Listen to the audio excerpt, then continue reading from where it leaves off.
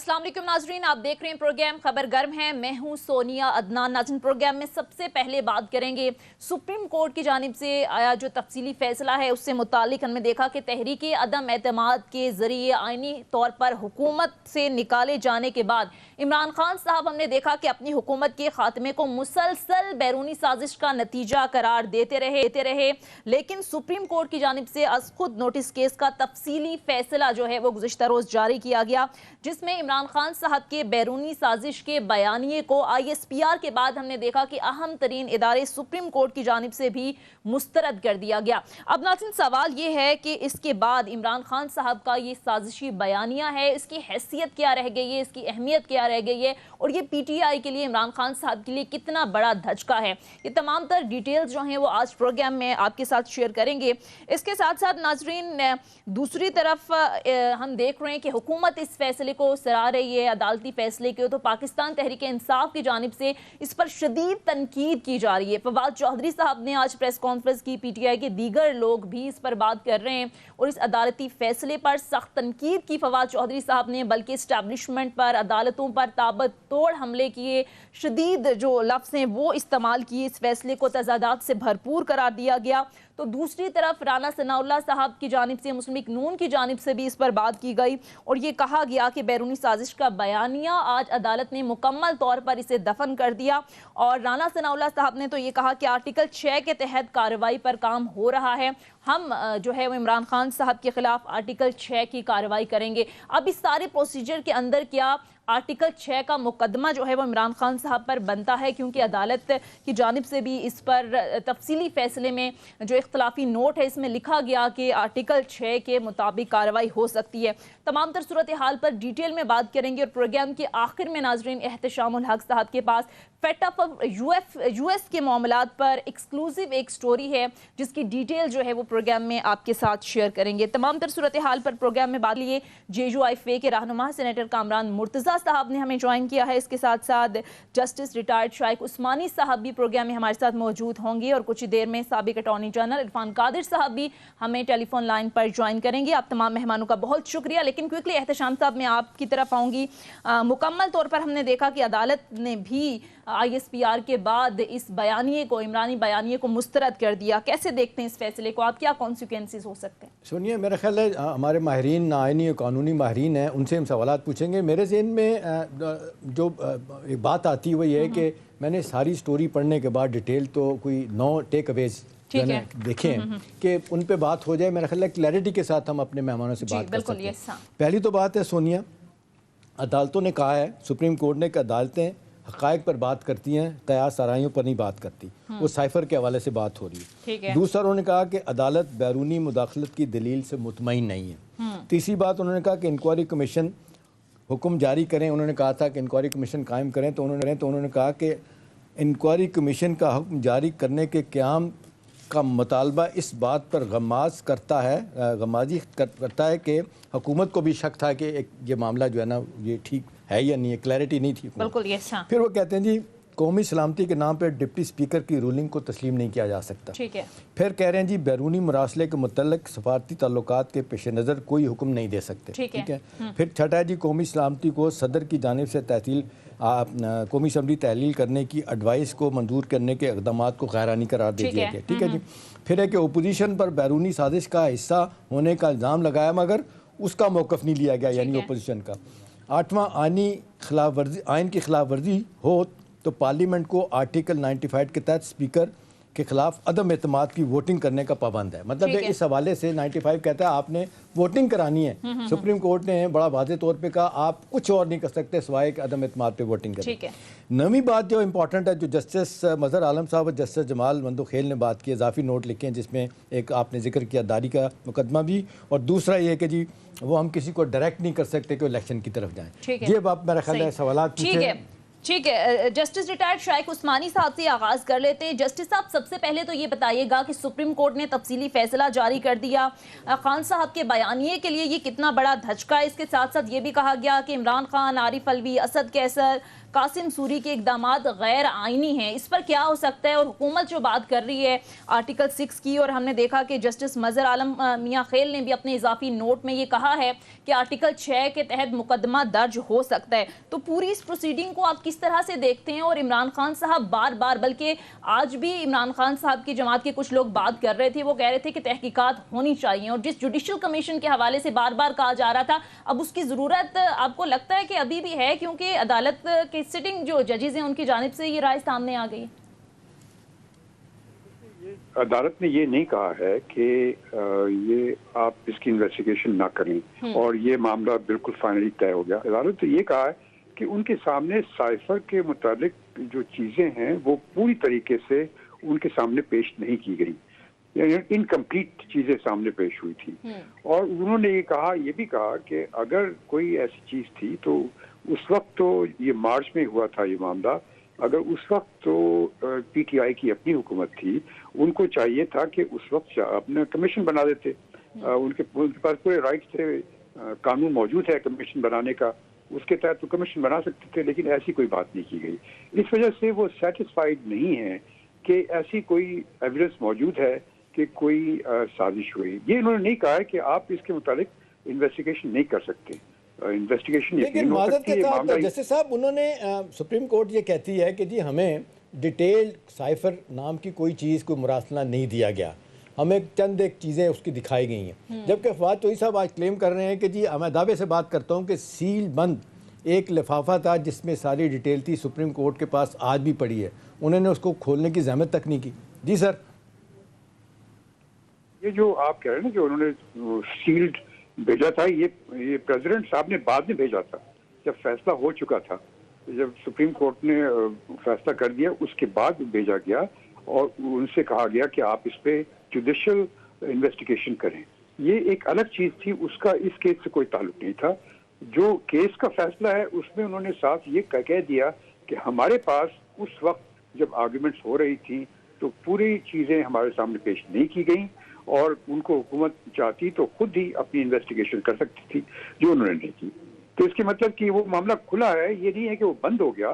اگر حکومت چاہے، نئی حکومت چاہے یہ حکومت، یا اگر بعد میں کبھی عمران خان صاحب کی حکومت آتی ہے وہ چاہیں تو اس کو انویسٹیگیشن کروا سکتے ہیں، اس میں رکاوٹ نہیں ہے. ٹھیک، یہ معاملہ بند نہیں ہوا. اچھا جی، سینیٹر کامران صاحب کی طرف چلتے ہیں. کامران صاحب، یہ فرمائیے گا کہ یہ جو آج ہم دیکھ رہے ہیں، عمران خان صاحب نے بھی کہا کہ جی فیصلے سے مجھے بڑا دکھ ہوا ہے. چلیں آپ کرٹیسائز کر سکتے ہیں ایک ڈھنگ طریقے سے، آپ not bringing them in to disrepute, تو ٹھیک ہے، آپ کوئی بھی بات کر سکتے ہیں، کنسٹرکٹیو کرٹیسزم ہو سکتا ہے. فواد چودھری صاحب نے جس انداز سے بات کی ہے وہ تو کہہ رہے ہیں جی یہ تو اس کی ٹائمنگ ہی بڑی غلط ہے. یہ ٹائمنگ کیوں چنی گئی؟ یہ فیصلہ 2 4 6 دن پہلے آ سکتا تھا، یا یہ 17 جولائی کا الیکشن جو ہونے جا رہا ہے اس کے بعد آنا چاہیے تھا ضمن انتخابات کا. وہ کہتے ہیں یہ فیصلہ اس پہ اثر انداز ہوگا، یعنی اوپینین میکنگ ہو سکتی ہے پبلک میں پی ایم ایل این کے حق میں. تو آپ کو لگتا ہے کہ یہ ٹائمنگ کا سوال جائز ہے ان کا؟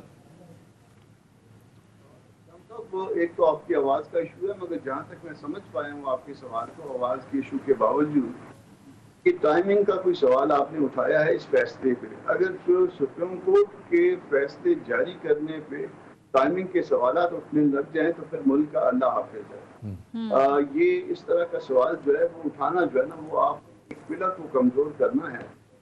وہ اپنے حساب سے فیصلے جاری کرتے ہیں، اور یہ دیکھیے فیصلہ تو پہلے ہو چکا تھا. یہ جو کچھ انہوں نے، یہ ان کا جو نیریٹو تھا سازش کا، اور وہ جو انہوں نے کہا کہ جی وہ جیسے ان کے جو ہے نا وہ ایمبیسڈر نے کچھ لکھا تھا، وہ نیریٹو تو پہلے ہی جو ہے نا اس کو آلریڈی سپریم کورٹ جو ہے بائی شارٹ آرڈر ریجیکٹ کر چکی تھی، ایکسیپٹ نہیں کیا تھا. اب صرف معاملہ ریزنز کا تھا، اور ریزنز کے حوالے سے بھی ہم اپنے ایک پلر پہ جس کے اوپر اسٹیٹ کھڑی ہے، 3 پلر ہیں یا بعض لوگ کہتے ہیں 4 پلر ہیں، تو اگر 3 پلر پہ کھڑی ہے یا 4 پلر پہ کھڑی ہے، اور اس میں ایک پلر پہ ایک ملک کی ایک ایسی پارٹی سوال اٹھا دے جس نے ایسی جو ہے نا چند ماہ پہلے تک حکومت کی ہے، تو میرا خیال ہے بہت ڈیفیکلٹی ہوگی، بہت مشکل پیش آ جائے گی.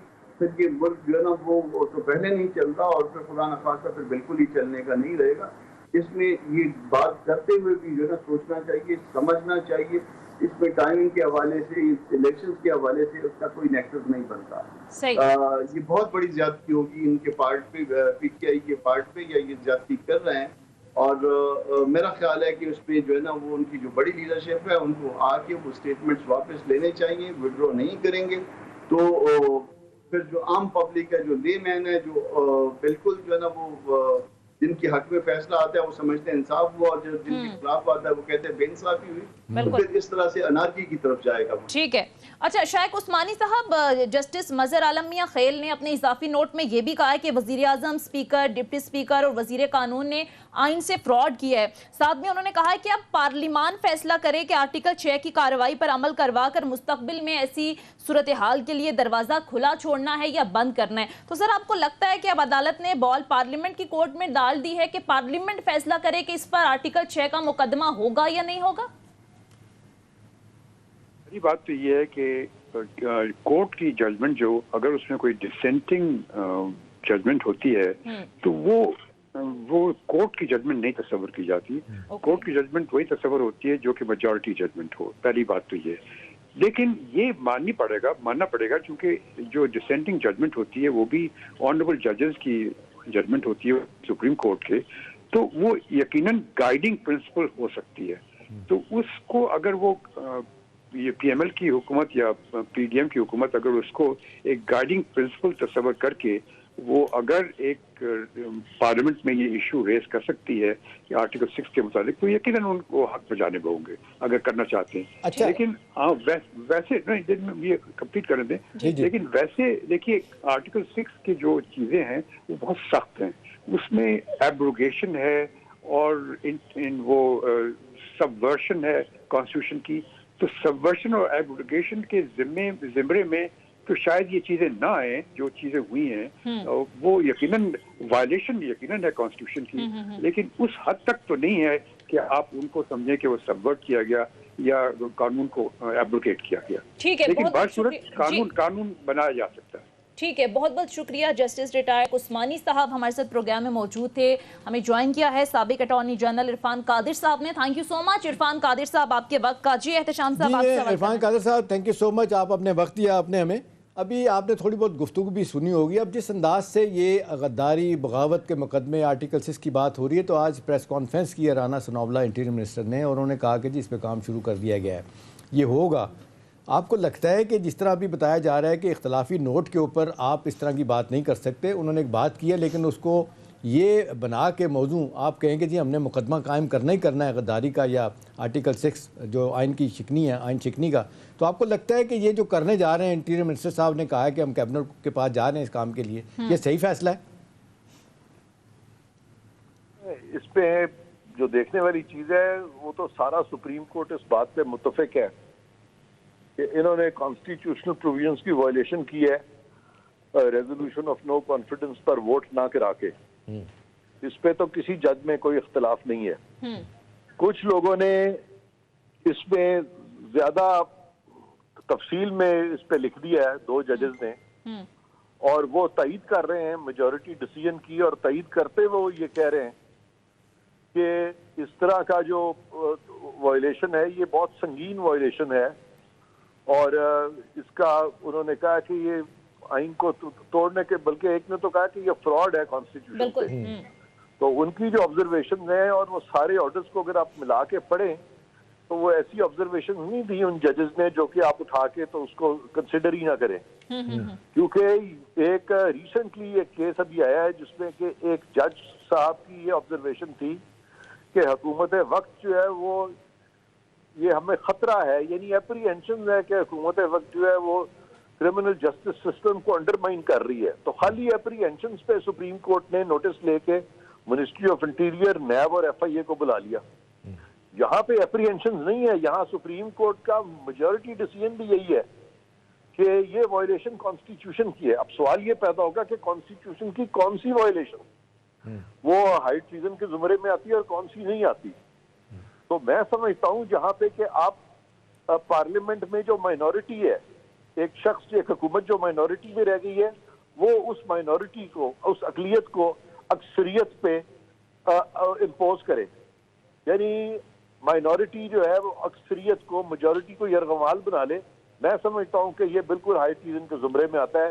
یہ بالکل ایسے ہی ہے جیسے کہ کل کو کوئی شخص وزیر اعظم بن جائے اور وہ حکومت وقت جو ہے وہ کسی طرح سے کوشش کریں کہ الیکشن جو ہے وہ ڈیلے ہونے شروع کر دیں اور وہ الیکشن ہی ووٹ ہی نہ کرائیں یہ کہہ کے کہ جی ملک کی سالمیت کو بڑا خطرہ پڑ گیا تو ہم تو ووٹ ہی نہیں کرائیں گے. ایسا نہیں ہو سکتا. عرفان قادر صاحب ایک اور چیز پوچھنا چاہوں گا وقت کا فائدہ اٹھاتے ہوئے آپ سے بات کرتے ہوئے. ابھی بار بار جو فواد چوہدری صاحب یہ بات کر رہے ہیں وہ یہ کہہ رہے ہیں کہ جی ایک تو ٹائمنگ کی بات اس کا جواب میرا خیال ہے بالکل صحیح دے دیا شائق عثمانی صاحب نے بھی اور کامران صاحب نے بھی کہ یہ ٹائم تو چوز انہوں نے ہی کرنا ہے, یہ پابندی نہیں لگا سکتے. ان کا یہ کہنا ہے کہ اس سٹیج پہ یہ فیصلہ آنا سیاسی طور پہ پی ایم ایل این اور دوسری پارٹیوں کو فائدہ پہنچانے کے مترادف ہے. آپ کو بھی لگتا ہے کہ اس سٹیج پہ فائدہ انڈائریکٹلی بات کر رہے ہیں 17 جولائی کے الیکشن جو ضمنی انتخابات ہو رہے ہیں اس حوالے سے؟ موقف جو ہے وہ غیر قانونی ہے اور دوسرا موقف جو ہے وہ آئینی اور قانونی ہے. تو جو سیاسی پارٹی قانونی اور آئینی موقف لے گی اور عدالت خود کہہ دے گی کہ ان کا موقف قانونی ہے تو جس کا موقف وہ قانونی کہے گی اس کو تو تقویت ہوگی. اور اگر یہ لوگ اسی طرح سے کانسٹیٹیوشن کو وائلیٹ کر کے اپنے خلاف فیصلے لیتے جائیں گے تو سیاسی طور پہ بھی ان کو نقصان ہوگا. ٹھیک ہے, آپ ساتھ ہی رہے گی. رہنما J U I F senator Kamran Murtaza صاحب بھی ہمارے ساتھ موجود ہیں. کامران مرتضیٰ صاحب, آج فواد چوہدری صاحب نے جب پریس کانفرنس کی تو بڑی شدید تنقید کی اسٹیبلشمنٹ پر, پھر عدالتی فیصلے پر انہوں نے تنقید کی. یہ سیاسی جماعتوں کا رویہ اس طرح سے کیوں ہے کہ اگر فیصلہ حق میں آئے تو سب ٹھیک ہے, فیصلہ غلط آئے تو پھر عدالتوں پر حملے شروع ہو جاتے ہیں, پھر اسٹیبلشمنٹ پر حملے شروع ہو جاتے ہیں. اور یہ کوئی پہلی بار نہیں ہے, ہر سیاسی جماعت کا ایک وتیرہ بن چکا ہے کہ عدالتوں کو جو ہے وہ گھسیٹتے ہیں بیچ میں. تو آپ کو نہیں لگتا ہے کہ سلسلہ بند ہونا چاہیے کسی بھی جماعت کی طرف سے ہو؟ دیکھیے, جو پازیٹیو جو اگر کوئی بات کرے اصلاح کے لیے جو بات کرے وہ تو ٹھیک ہے, کیونکہ اس کی بات ججمنٹ جو ہے وہ پبلک پراپرٹی ہوتی ہے اور اگر کوئی اس پہ ایکسپرٹس بیٹھ کے بات کرتے ہیں تو ٹھیک ہے. مگر اس طرح سے جو لینگویج آج فواد صاحب نے استعمال کیا نا کہ وہ وکیل ہیں, ان کو اس طرح کی زبان استعمال نہیں کرنی چاہیے. پھر نہ صرف وکیل ہیں بلکہ وزیر رہ چکے ہیں, ایک ذمہ دار حیثیت پہ رہ چکے ہیں, تو ان کو بھلے وہ تنقید کریں, تنقید کرنے کے جو نا وہ اس کے لیے خوبصورت الفاظ بھی ہو سکتے ہیں, اس کے لیے بہتر الفاظ کا چناؤ ممکن تھا اور ہے بھی. مگر جس طرح کی زبان انہوں نے استعمال کی ہے میرا خیال ہے وہ قابل مذمت ہے. اور میں نہیں کہوں گا کہ کسی اس پہ کوئی ایکشن لینا چاہیے, کیونکہ یہ میں زبان بندی نہیں چاہتا کسی کی بھی. ایک پازیٹیو وے میں وہ جو مرضی بات کرے, ہم بھی بات کرتے ہیں, جس فیصلے سے ہم اتفاق نہیں کرتے ہم اس پہ بڑی کھل کے بات کرتے ہیں, مگر ادب کے دائرے میں, احترام کے دائرے میں. لیکن پازیٹیو وے میں تو انہوں نے سرے سے کوئی بات نہیں کی. آج میرا خیال ہے تنقید کا نشانہ سب ان کو بنا رہے ہیں. اور عرفان قادر صاحب سے ہی پوچھ لیتے ہیں, واضح کے ساتھ ڈائریکٹ جو بات کی جو مجھے بھی دکھ ہوا, وہ کہتے ہیں کہ جی اسٹیبلشمنٹ کے منہ کو خون لگا ہوا ہے, جب چاہتے ہیں یہ 4-5 بندے اکٹھے ہو کے جج جرنیل مل کے جو ہے نا قسمتوں کے فیصلے کر دیتے ہیں. یہ عرفان قادر صاحب یہ ڈیسپریشن یا فرسٹریشن کیوں؟ آپ کو کیا لگتا ہے کہ یہ جب ان کے حق میں فیصلے آئے, جس طرح سونیا بات کر رہی تھی تو بابا ہوتی تھی, اب فیصلہ ان کے خلاف آیا ہے تو سب چیز ان کو بری لگنا شروع ہو گئی ہے؟ نہیں, ان کے جو لیڈر ہیں انہوں نے تو یہ کہا ہے کہ نیوٹرل جو ہیں وہ جانور ہوتے ہیں, تو وہ تو اس چیز کے سے خفا ہیں کہ وہ اسٹیبلشمنٹ نیوٹرل کیوں ہو گئی ہے. وہ تو چاہتے ہیں کہ اسٹیبلشمنٹ ان کی سائڈ پہ ہو. تو جب وہ ان کا اپنا جو نیریٹو ان کے لیڈر کا یہ ہے تو ان کا یہ کہہ دینا کہ اسٹیبلشمنٹ کے منہ کو خون لگا ہوا ہے, یہ تو میں سمجھتا ہوں بڑی زیادتی کی بات کی ہے انہوں نے. کہ اگر اسٹیبلشمنٹ نیوٹرل ہو رہی ہے تو پھر آپ کہہ رہے ہیں کہ خون لگا ہوا ہے. یا تو وہ نیوٹرل نہ ہو رہے ہوتے اور ایک لاک سائڈ ہو جاتے یا ان کے خلاف ہو جاتے, پھر تو یہ اس طرح کا جملہ کہتے تو بھی میں سمجھتا تھا زیادتی ہے. کیونکہ اسٹیبلشمنٹ جو پاکستان کی ہے وہ ایک حقیقت ہے, اور سیاست دانوں کی جب بھی لڑائیاں ہوتی ہیں تو ملک کی سالمیت کے لیے ان کا ایک کردار رہا ہے پاکستان کی کانسٹیٹیوشنل ہسٹری میں. تو لہٰذا اسٹیبلشمنٹ جو کچھ بھی کرتی ہے وہ ان آئسولیشن تو نہیں کرتی نا جی. وہ تو جو سیاسی جو ہوائیں جس طرف کی چلتی ہیں, جہاں میجورٹی ایک سائڈ پہ جب ہو جاتی ہے تو obviously اسٹیبلشمنٹ یہ تو نہیں کر سکتی کہ میجورٹی کو یرغمال بنا کے تو مائنورٹی کو کہہ دے کہ جی ہم مائنورٹی کے ساتھ ہو جائیں گے. تو یہ تو اسٹیبلشمنٹ نہیں کرے گی, اور اگر اس طرح کرے گی تو آپ کہیں جی خون لگا ہوا ہے, تو یہ ذرا جملے بہت سخت ہیں. بالکل. اور عرفان قادر صاحب انہوں نے ججز پر بھی تنقید کی. انہوں نے کہا کہ ججز کا ضمیر جو ہے وہ سلیکٹیو ہے. یہ نہیں ہو سکتا کہ ججز اور جرنیل بند کمروں میں فیصلے کریں. سیاست کے فیصلے سیاسی میدان میں ہونے چاہیے.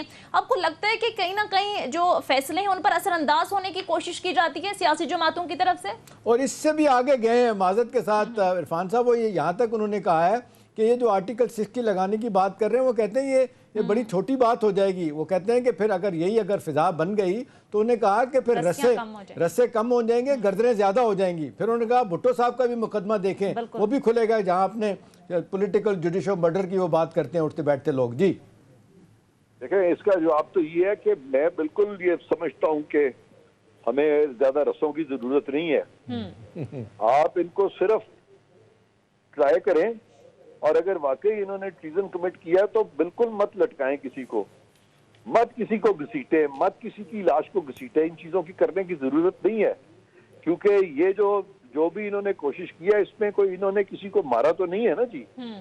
تو اگر کوئی ایسا آپ چیز مسلط کرنا چاہتے ہیں جہاں پہ آپ نے کسی کی جان نہیں لی تو رسے سے ٹانگنے کی ضرورت نہیں ہے. لیکن یہاں پہ عمر قید تو ہو سکتی ہے نا جی, اس میں کیا حرج ہے. بالکل.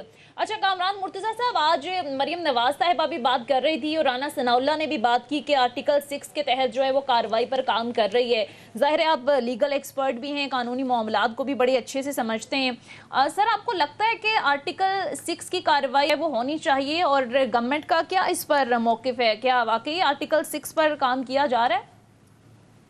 میں گورنمنٹ کا موقف نہیں بتا سکتا, مگر اپنا موقف بتا سکتا ہوں. میرا موقف یہ ہے کہ سبورجن میں نہیں آتا, انلیگیلٹی تھی اور بڑی فاش قسم کی جو ہے نا جہالت تھی, اس کو میں کہہ سکتا ہوں. مگر یہ آرٹیکل 6 کا کیس نہیں بنتا. سبورجن جو ہے نا وہ کچھ اور چیز ہے, اور جہاں پہ بھی سبورجن ہوئی ہے ہم وہاں پہ سبورجن کے اگینسٹ کوئی بھی ایکشن لینے میں ناکام رہے ہیں. یہ سبورجن کا کیس نہیں بنتا. یہ میرا جو ہے سوچا سمجھا اوپینین ہے, مگر ذاتی ہے. یہ گورنمنٹ کا اوپینین نہیں ہے یا پارٹی کا اوپینین نہیں ہے. ٹھیک ہے, آپ کہہ رہے ہیں کہ آرٹیکل 6 کی جو کارروائی ہے وہ نہیں بنتی. بہرحال مختصر بریک کے لیے کہا جا رہا ہے. ناظرین بریک لیتے ہیں. عرفان صاحب اور کامران مرتضیٰ صاحب سے گفتگو کا سلسلہ جاری رہے گا. اسٹے ود اس.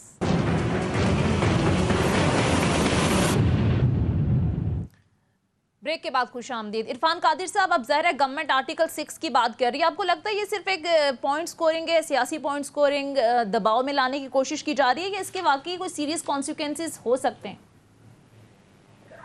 اس کے بارے میں تو میں کچھ نہیں کہہ سکتا کہ یہ سیاسی پوائنٹ سکورنگ ہے کہ نہیں ہے, لیکن اس کے بارے میں ضرور کہہ سکتا ہوں کہ اس کے سیریس کانسیکوینسز ہو سکتے ہیں. اچھا صحیح, ٹھیک ہے. تو سر کس طرح کی آپ کو لگتا ہے کہ کارروائی کی جا سکتی ہے؟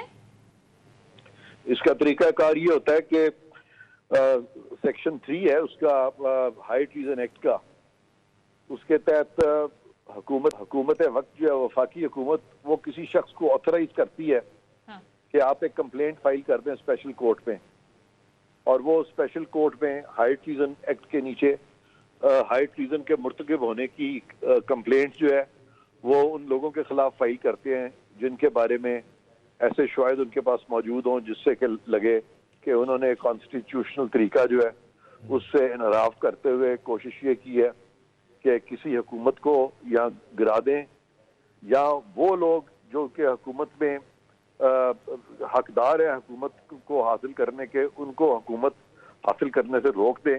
تو یہ تمام چیزیں جو ہیں یہ جو اسپیشل کورٹ ہے اس کے سامنے جا سکتی. ٹھیک ہے, بہت بہت شکریہ. سابق اٹارنی جنرل ماہر قانون عرفان قادر صاحب پروگرام میں ہمارے ساتھ موجود تھے. سر بہت شکریہ آپ کا. اور اس کے ساتھ ساتھ سینیٹر مرتضیٰ صاحب رہنما JJOI بھی ہمارے ساتھ موجود تھے. آپ کے بھی وقت کا بہت شکریہ. احتشام صاحب, اب ظاہر آتے ہیں آپ کی ایکسکلوزیو سٹوری کی طرف. FATF اور US کے معاملات کے حوالے سے آپ کے پاس ایک سٹوری ہے, بڑی ایکسکلوزیو ہے. ظاہر ناظرین کو بھی انتظار ہو کیونکہ سٹارٹ میں ہم نے بات کی تھی, تو سر وہ ہمارے ناظرین سے شیئر کیجیے گا کہ کیا معاملات. سونیا کہتے ہیں کہ آپ کے پاس اگر اچھی سٹوری ہے تو رکنی نہیں چاہیے کہ کل کسی اور کے بھی ہاتھ میں چڑھ سکتی ہے. کیونکہ سیاسی ماحول ایسا ہے, عدالتی کارروائی جس طرح کے سامنے آئی ہے, تو میں نہیں چاہ رہا تھا کہ ہماری سٹوری دب دب. بہت بڑی سٹوری ہے. سنیا دیکھیں, FATF financial action task force کی طرف سے اب یہ فائنل فیصلہ آ گیا ہے. سفارتی ذرائع سے ہمیں پتہ چلا ہے کہ اب ان کا سپٹمبر میں ایک ریویو مشن آئے گا, صرف دیکھنے کے لیے اب کوئی فائنل میٹنگ نہیں ہونی, صرف انہوں نے آنا ہے اور انہوں نے کہہ دیا کہ جی آپ نے 26 پوائنٹ پہ عمل درآمد کر دیا, جس میں 2 بڑے منی لانڈرنگ اور ٹیرر فائنینسنگ, اس میں دونوں آپ نے کور کر لیے ہیں. میرے سوچ نے جو کوٹ میں کروں گا ان کو کہتے ہیں پاکستان میں ہلاوا final walk through from the FATF process, تو یہ کمپلیٹ ہو جائے گا. اس کے بعد آئی ایم ایف کا پروگرام بھی جو ہے نا آپ دیکھیں ہو گیا 1.1 بلین ڈالر کی جناب وہ بھی ٹرانس مل جائے گی ہمیں. اب امریکن ہمیں یہ کہہ رہے ہیں کہ جی سیدھا کہ جی اب امریکہ اور ویسٹرن یورپ بھرپور پاکستان کے ساتھ ہر شعبے میں تعاون کے لیے تیار ہے. مطلب ہے کہ گراؤنڈ تیار کر لیا گیا. جس طریقے سے 2 سال کے بعد امریکی ایمبیسڈر بھی پاکستان آ گئے, پاکستان کے ایمبیسڈر کی ملاقات پریزیڈنٹ بائیڈن سے ہو چکی ہے, اس کی تصویر بھی آئی, وائٹ ہاؤس نے تصویر جاری کی. وہ ایک سگنلنگ میسیجنگ پوسٹرنگ ہوتی ہے کہ ہم کیا چاہتے ہیں. اب انہوں نے 6 ایریاز آئیڈینٹیفائی کیے ہیں جس میں کہتے ہیں ہم آپ کی بھرپور مدد کریں گے. وہ ٹریڈ اینڈ فائنانس کی بات کر رہے ہیں, ٹریڈ اینڈ انویسٹمنٹ کی بات کر رہے ہیں, اور انویسٹمنٹ کے حوالے سے بائلیٹرل انویسٹمنٹ ٹریٹی جو بڑے عرصے سے لنگر آن ہے اس پہ کہہ رہے ہیں تیزی سے کام کریں گے. پھر وہ تعلیم کے شعبے میں کہہ رہے ہیں کہ ہم نئے اسکالرشپ لوگوں کو دیں گے, آپ کے انرجی سیکٹر میں, واٹر ریسورسز میں, کلائمیٹ چینج اور انوائرمنٹ کے معاملے میں ہم آپ کی بھرپور مدد کریں گے. تو سونیا پاکستان کے جو تعلقات ہم دیکھ رہے تھے ایک سرماری کا شکار تھے. اب یہ جو لیٹسٹ پتہ چلا ہے, آپ دیکھا فیٹف کے معاملے میں سب لوگ کہتے تھے کہ جب تک پیچھے امریکہ سپورٹ نہیں چھوڑے گا, ہندوستان کو سپورٹ کرتا ہے, معاملہ طے نہیں ہوگا. فائنلی اب نکل جائے گا, اب فائنلی نکل جائے گا تو پاکستان جو ہے نا گرے لسٹ سے وائٹ لسٹ میں آ جائیں گے. بہت بڑی کامیابی ہوگی. معاشی مشکلات کے ساتھ تک کام ہوں گی. دیکھیں نا اس کے ساتھ یہ ہے کہ آئی ایم ایف کا پروگرام اب تھرو ہو گیا. اب ساتھ ہی میرا سورس یہ بتاتا ہے کہ جی World Bank, Asian Development Bank, Islamic Development Bank اور باقی بائلیٹرل کریڈیٹر جو ہے نا وہ تھرو ہو جائیں گے, اور پاکستان کے ساتھ ایک بڑی جس کو کہتے ہیں سنرجی ڈیولپ ہوگی. ہر شعبے میں ہم تعاون کے لیے تیار ہیں. تو مجھے بڑا واضح طور پہ اپنے سورس کی گفتگو سے لگا کہ وہ جو سرد میری تھی کچھ عرصے سے ہم نے دیکھا ایبسولوٹلی ناٹ کے بعد شروع ہوئی تھی, اس میں بڑی حد تک جو ہے نا وہ چیزیں کلیئرٹی کی چلی گئی ہیں. اور امریکن ایمبیسڈر کا یہاں پاکستان پہنچ جانا وہ بڑا واضح طور پر لگ رہا ہے کہ وہ بائلیٹرل 2 طرفہ تعلقات کے حوالے سے وہ بھی سیریس ہیں. اور یہ جو سرد میری تھی اور تعلقات میں جو ہم دیکھ رہے تھے جو کمی پیدا ہوئی تھی وہ اس کو دور کرنے میں بڑی مدد ملے گی. اور احتشام صاحب آئی ایم ایف سے بھی معاملات طے پا گئے, ڈیل ہو گئی ہے. پھر فیٹف کے حوالے سے بھی آپ نے بڑی اہم خبر دی, اور ظاہر ہے اس سے آپ نے کہا کہ کسی حد تک جو معاشی مشکلات ہیں اس سے ہمیں چھٹکارا ملے گا. عوام کے لیے بھی اس میں کوئی اچھی خبر ہے, عوام کو بھی کوئی ریلیف ملنے والا ہے آئی ایم ایف سے جب معاملات طے پا گئے, دیگر جو معاملات ہیں وہ اگر ٹھیک ہو جاتے ہیں تو؟ میرا اپنا خیال ہے سونیا کہ جب ہم بات کرتے ہیں کہ آئی ایم ایف کے پروگرام کے پیچھے اسٹیٹ ڈپارٹمنٹ کا پروگرام ہمیشہ کہتا ہوں یہ ان کی طرف سے ہوتا ہے, وہ بڑی سپورٹ ہوتی ہے. آئی ایم ایف نے پاکستان کو کہا تھا کہ پیٹرولیم پرائسز کم نہیں کرنی ہے آپ نے, بڑی مشکل سے ہماری اطلاع ہے کہ مفتاح اسماعیل اور باقی لوگوں نے ان کو قائل کیا, لیکن اصل قائل کرنے والے امریکنز ہیں, انہوں نے کہا ہاتھ تھولا رکھو, ٹھیک ہے نا. اب یہ ہے کہ ان کو ٹارگیٹڈ سبسڈی بھی جو ہے نا وہ تیار ہو گئے. By the way I M F نے جو پریس ریلیز ایشو کیا ہے اس میں انہوں نے احساس پروگرام, ہیلتھ کے پروگرام اور جو پیسہ دینا ہے غربت کے خاتمے کے لیے وہ جاری رہے گا. تو میرا خیال ہے اوور آل سونیا اس اسٹیج پہ فیٹف, آئی ایم ایف, امریکہ کے ساتھ تعلقات بہتری طرف جانے کا مطلب یہ ہے کہ ہمارے ہاں جو خدا اچھا ایک بات اور بھی انہوں نے کی کہ یہ جس انداز سے تلوار لٹک رہی تھی پاکستان پہ کہ جی خدا نہ خواستہ ڈیفالٹ کی طرف جائے گا, وہ کہتے ہیں پاکستان ہمارے لیے اتنا امپورٹنٹ ہے, ہم کبھی بھی کسی صورت میں یہ امریکہ جو ہے نا یہ نہیں چاہے گا اس طرح ہو, اور لہٰذا ہماری بھرپور جو ہے نا ان کے ساتھ ایک جس کو کہتے ہیں کہ ایک ورکنگ ریلیشن شپ بنے گا, جس میں اس حوالے سے جو امریکہ پاکستان جو چاہے گا امریکہ بڑی حد تک ان کی مدد کرنے کے لیے تیار ہوگا ہر جگہوں پہ. تو میرا خیال ہے یہ اداروں کے حوالے سے بھی بین الاقوامی انسٹیٹیوشن بھی وہ یہی کہہ رہے ہیں کہ ہم پاکستان سے کھڑے ہوں گے. تو ظاہر ہے یہ امریکن کا ایک سگنل گو ایڈ دے دینا. اس کے بعد سے اصل بات فیٹف کی ہے, فیٹف کی وجہ سے سونیا ہمارے معاملات بہت خراب ہوئے تھے, ہم کسی سے بات نہیں کر سکتے تھے, انویسٹمنٹ نہیں ہو سکتی تھی, ہر جگہ شرائط ہوتی تھی. اب وہ شرائط ختم ہوگی, اور اصل بات ہے جو فورن ڈائریکٹ انویسٹمنٹ, اس پہ بھی امریکن نے کہا ہے کہ ہم پاکستانی جو سپورٹ کر رہے ہیں یہاں انویسٹمنٹ لانے کی بات کر رہے ہیں اس کو بھی سپورٹ کریں گے, اور اوریجنل امریکن جو ہے نا وہ انویسٹمنٹ کرنے کے لیے آئیں گے. ایک بات انہوں نے ضرور کہی ہے مجھے سورس نے کہ جی کنٹینیوٹی اور کنسسٹنسی رہنی چاہیے.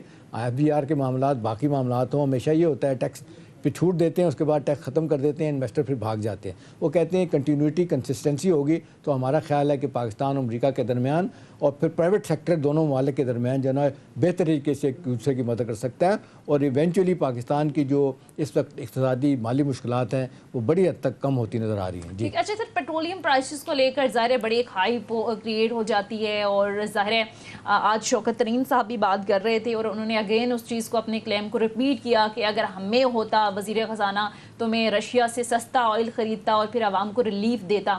تو ایک تو ظاہر ہے اس نیریٹو میں کوئی جان نہیں ہے، باقاعدہ طور پر چیزیں سامنے آ گئی ہیں کہ ایسا کوئی معاہدہ روس سے ہوا نہیں، تو سر آپ کو لگتا ہے کہ پیٹرولیم پرائسز بھی نیچے آئیں گی کیونکہ ظاہر ہے تمام چیزیں جڑی ہوئی ہیں، مہنگائی جڑی ہوئی ہے، باتیں کرنے کی حد تک تو سب کو اچھا لگتا ہے کہ جی 30% ہم روس سے تیل ہم لے سکتے ہیں۔ ابھی پہلی تو بات ہے معاہدے نہیں ہوا، چلے معاہدہ ہو بھی جائے تو روس سے کتنی دور سے آئے گا تیل، تو 50% پہ تو آپ کو پچھلے 6 سال سے آفر کیا ہوا ہے ایران نے کہ ہم آپ کو دینے کے لیے تیار ہیں۔ اب دیکھیں ہندوستان بھی لیتا ان سے اور باقی ممالک چائنا بھی ان سے لیتا ہے، ہم تو ڈر جاتے ہیں، ہم تو بات ہی نہیں کر پاتے۔ میرا خیال ہے سارے معاملے میں سونیا دیکھنا چاہیے کہ ہمیں سب سے تعلقات اچھے رکھنے ہیں۔ اب اچھی بات ہے یورپین یونین بھی کہہ رہا ہے کہ جی بھلے آپ کا سٹینڈ کوئی بھی روس کے معاملے میں جو آپ نے اب آپ پہ انہوں نے کہا ہے کہ جی جو بھی آپ انڈیپینڈنٹ فیصلے کریں تعلقات رکھنے کے حوالے سے ہم آپ کو نہیں چھیڑیں گے، اور اس حوالے سے جی ایس پی پلس جو یورپین یونین کا جو تلوار بنا ہوا تھا کہ $2 سے $3 بلین ایڈیشنل ان کی ہم دیکھتے ہیں کہ جس کو کہتے ہیں ٹیکس ڈیوٹی فری ہماری وہاں پہ جاتی تھی چیزیں، ان کا ایک جائزہ مشن بھی آیا تھا۔ لوگوں کا خیال تھا کہ ہم نے جو فارمر پرائم منسٹر رشیا گئے تھے اس کا نقصان ہوا ہے، اس کا انہوں نے کہہ دیا کہ جی اس کا اس سے کوئی تعلق نہیں، پاکستان اپنا انڈیپینڈنٹ موقف رکھ سکتا ہے۔ اسی طرح چائنا کے ساتھ بھی تعلقات جو وہ کہتے ہیں اپنے طور پہ رکھے۔ اصل بات یہ ہے کہ جب آپ امریکہ کے ساتھ تعلقات آپ کے بہتر ہوں گے تو ظاہر ہے پھر آپ جس کو کہنا چاہیے سونیا آپ کی کونی نہیں بازو کوئی نہیں مروڑے گا، بہت ساری چیزیں ٹھیک ہو جائیں گی۔ اور معذرت کے ساتھ ماضی ہمیں بڑا واضح طور پہ بتا رہا ہے کہ امریکن کے ساتھ تعلقات خراب کر کے ہمیشہ ہم نے نقصان اٹھایا۔ بیلنس ضرور کریں لیکن یہ دیکھیں کہ ہمارے مفادات کس طرح ہیں۔ ابھی 45% ایکسپورٹ تو ہماری امریکہ کی ہیں اور 25% یورپین یونین کی ہے، 70% ایکسپورٹ ہماری ان پہ ہے، تو ظاہر ہم کیسے لڑائی کر سکتے ہیں۔ دوسرا بڑا ملک ہے امریکہ جہاں سے ہماری ریمیٹنس آتی ہیں۔ تو میرا خیال ہے یہ ساری چیزیں آج کی گفتگو جو میری ہوئی ہے جس انداز سے ہوئی ہے تو میں تو بڑا پر امید ہوں، اور اس حکومت نے اچھا کیا کہ جس طریقے سے تعلقات بہتر کرنے کی کوشش کی ہے۔ میرا خیال ہے اس کے دورس نتائج آئیں گے۔ ٹھیک ہے، اس کے دورس نتائج آئیں گے۔ مختصر بریک کے لیے کارک لیتے ہیں ناظرین، بریک کے بعد واپس آئیں گے، کچھ مزید چیزیں آپ کے ساتھ شیئر کریں گے۔ اسٹے ود اس۔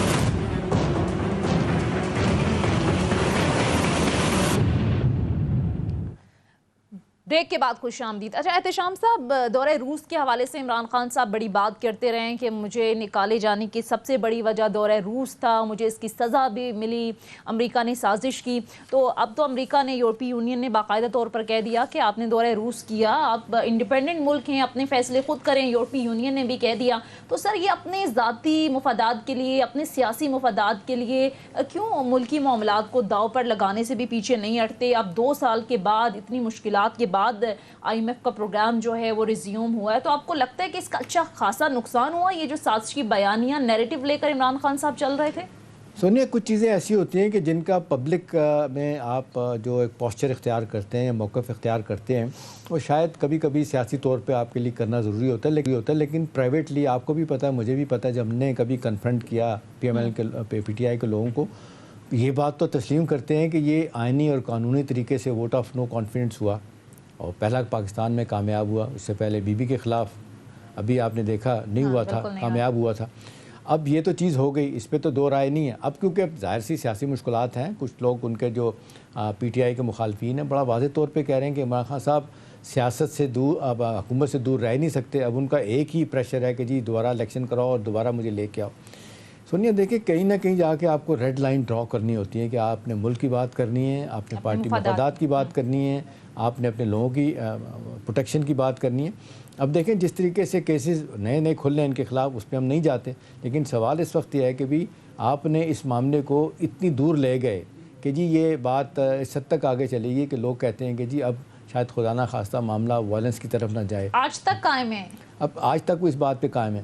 میرا خیال ہے اس کا ہمیں بہت بھگتنا پڑا۔ آپ کو یاد ہوگا کہ 2012-13 میں جب عمران خان صاحب نے دھرنے دیے تھے تو چین کے صدر شی نے پاکستان آنا تھا، اور ان کی مجھے یاد ہے چائنیز امبیسڈر نے جا کے وہاں پہ بنی گلہ میں عمران خان صاحب کی منتیں کی تھی فار ہیون سیک दो एक दिन के लिए इसको आप रोक दें, तो उन्होंने नहीं रोका था। देखिए ये सियासी मफादात, अभी आज मैं कॉलम पढ़ रहा था अंसार अब्बासी का, अच्छा कॉलम है, उन्होंने कहा कि ये सारे अपने अपने मफाद के लिए लड़ रहे हैं, सियासी जमातें भी, अदारे भी, कोई इस मुल्क का नहीं सोच रहा कि मुल्क कहाँ से कहाँ चला जाएगा। अब जो तवक्कुआत इमरान खान साहब से हैं और IMF के हवाले से, और फिर जिस तरीके से आपने पूछा रशिया के हवाले से तो मेरे ख्याल में चीज़ें ब्लैक एंड वाइट सामने आ गई हैं। कोई मायदा नहीं था, उनके कौंसल जनरल ने भी, एम्बेसडर ने भी कहा कोई मायदा नहीं हुआ था, MOU तक तो साइन नहीं हुआ था। ठीक है, आप गए थे, उसका फ़ायदा सियासी तौर पर तो प्रेसिडेंट पुतिन ने उठाया, उसके यहाँ तो कोई जा नहीं रहा था, उसने पौने घंटे की मुलाकात 3 घंटे तक आगे बढ़ाई, सारी दुनिया को दिखाया, देखे जी बिजनेस एज यूजुअल है, नॉर्मलसी है, मेरे मुल्क में एक इंडिपेंडेंट मुल्क का प्राइम मिनिस्टर आया हुआ है। हमने कहा कि करसे से हम बुला रहे हैं उनको, पुतिन को, वो नहीं आ रहे, उन्होंने कहा आप आ जाएं, तो हम दौड़ते दौड़ते चले गए।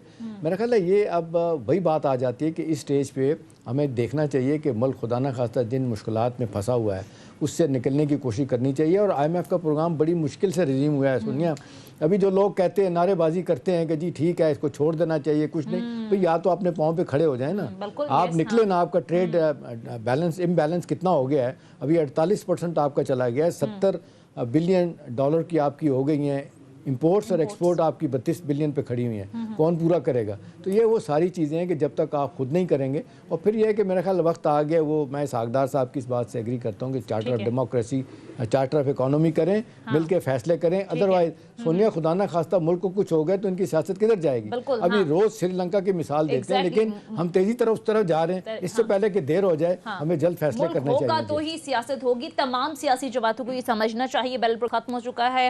नाज़रीन, हमारा आज का प्रोग्राम, फीडबैक जरूर दीजिएगा। अगले प्रोग्राम तक इजाजत दीजिए, खुदा हाफिज़।